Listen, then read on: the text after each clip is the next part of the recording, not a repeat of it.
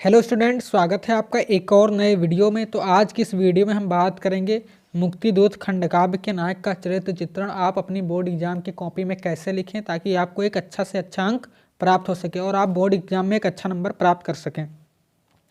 तो सबसे पहले आपको क्या ध्यान में रखना है? सबसे पहले आपको ध्यान में रखना है कि जो यह खंडकाव्य है मुक्तिदूत, यह कौन कौन से ज़िलों में पूछा जाता है। तो यह 6 ज़िलों में पूछा जाता है: बस्ती, आगरा, गाज़ीपुर, फतेहपुर, बाराबंकी और उन्नाव। यदि आप इन ज़िलों से हैं तभी आप इस खंडकाव्य को तैयार करिए, वरना आप यदि आप किसी दूसरे ज़िले से हैं तो अपने ज़िले के अनुसार ही खंडकाव्य को तैयार कर एग्जाम में जाइएगा, क्योंकि यह खंडकाव्य केवल इन्हीं ज़िलों के लिए मतलब कि है, बाकी अन्य ज़िलों के लिए यह नहीं है। केवल अगर आप इस ज़िले से हैं तभी इस खंडकाव्य को तैयार करिएगा।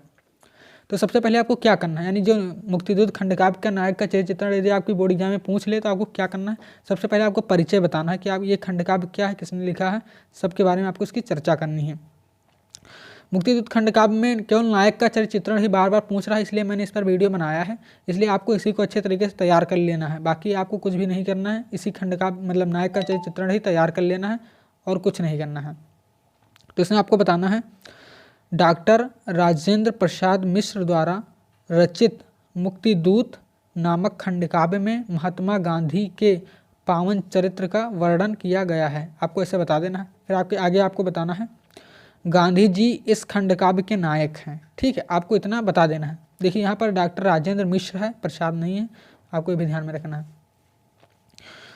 मुक्तिदूत खंडकाव्य के नायक का चरित्र चित्रण निम्नवत है। आपको ऐसे डाल देना, पहले आपको इंट्रोडक्शन बता देना, यानी परिचय इतना छोटा सा बता देना है।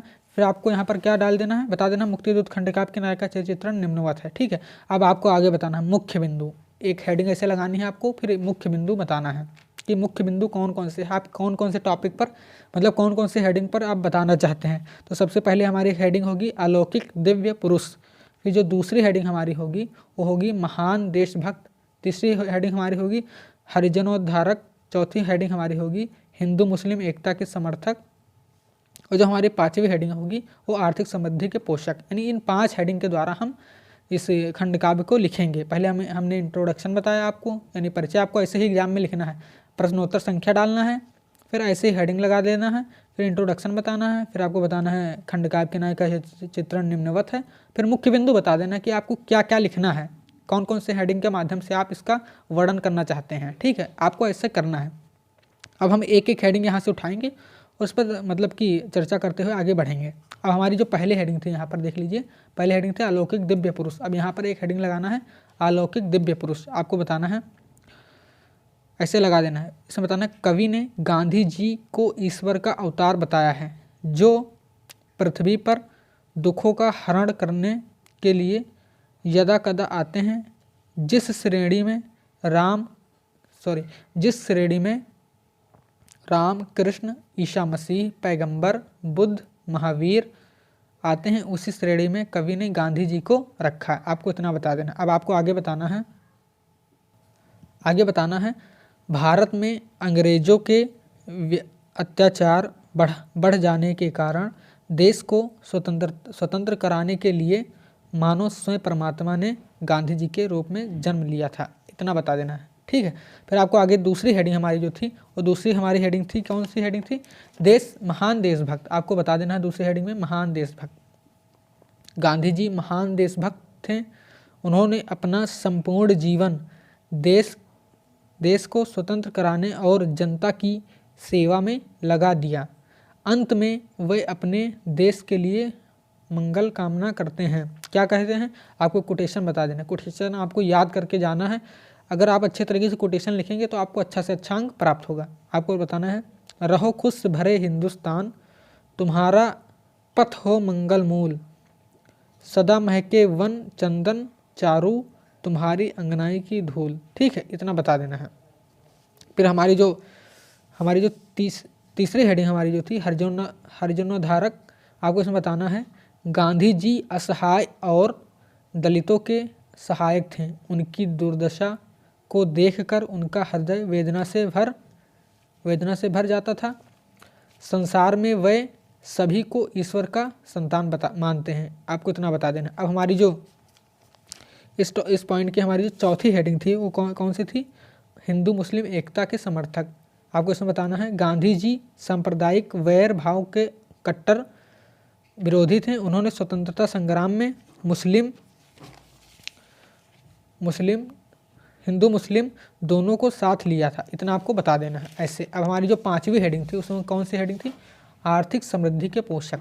5वीं हमारी हेडिंग है आर्थिक समृद्धि के पोषक। इसमें आपको बताना है गांधी जी ने भारत की दीनहीन दिशा को सुधारने के लिए स्वदेशी वस्त्रों का निर्माण एवं विदेशी वस्त्रों का बहिष्कार, खादी एवं चरखे को प्रोत्साहन आदि अनेक प्रयत्न उनके 30 वर्ष के सतत प्रयासों से भारत की मुक्ति का स्वप्न पूर्ण हुआ। इतना बता देना है। भले ये आपको साफ नहीं दिख रहा होगा क्योंकि पीछे कुछ और लिखा हुआ था, तो आपको मैं बोल रहा हूँ अच्छे तरीके से नोट कर लेना है अपनी कॉपी में और अच्छे तरीके से याद कर लेना है। फिर आपको बताना है उनके कुशल नेतृत्व में परतंत्रता की श्रृंखला टूटकर छिन्न भिन्न हो गई और भारत 15 अगस्त 1947 को स्वतंत्र हो गया।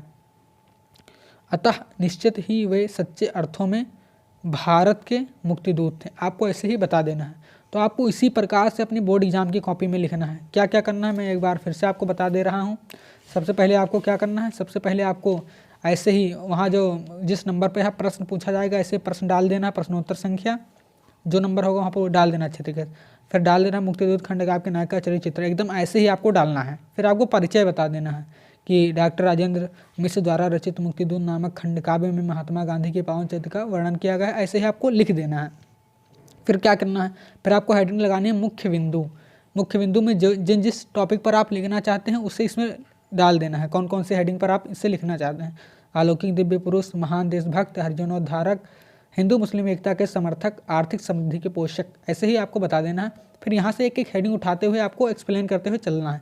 जैसे कि पहली हेडिंग यहाँ लगा देना है, मतलब पहली हेडिंग जैसे लगी है, फिर ऐसे दूसरी हेडिंग आपको लगाना है, फिर दूसरी हेडिंग हमारी हो गई, तीसरी हो गई, चौथी हो गई। ऐसे ही आपको बताते हुए चलना है, अच्छी तरीके से आपको एक्सप्लेन करते हुए बताते हुए चलना है। यदि आप इसी प्रकार से अपने बोर्ड एग्जाम की कॉपी में लिखते हैं तो 3 नंबर का पूछा जाता है, पूरे के पूरे 3 अंक आपको मिलेंगे, एक भी नंबर इसमें नहीं कटेगा। बस आपको इसी प्रकार से लिखना है, एकदम कम शब्दों में मैंने आपको बताया अच्छी तरीके से। ऐसे ही आपने कॉपी में नोट डाउन कर लीजिए और अच्छे तरीके से हेडिंग याद कर लीजिए और वहाँ पर आप अपने हिसाब से लिख दीजिएगा, छोड़ना नहीं है, अच्छे तरीके से आपको लिख कर आना है और आपको पूरे के पूरे 3 अंक मिलेंगे। तो आशा करता हूँ कि आपको यह वीडियो पसंद आई होगी। वीडियो पसंद आए तो वीडियो को लाइक करिए, चैनल को सब्सक्राइब करिए। मिलते हैं अगले वीडियो में, तब तक के लिए जय हिंद।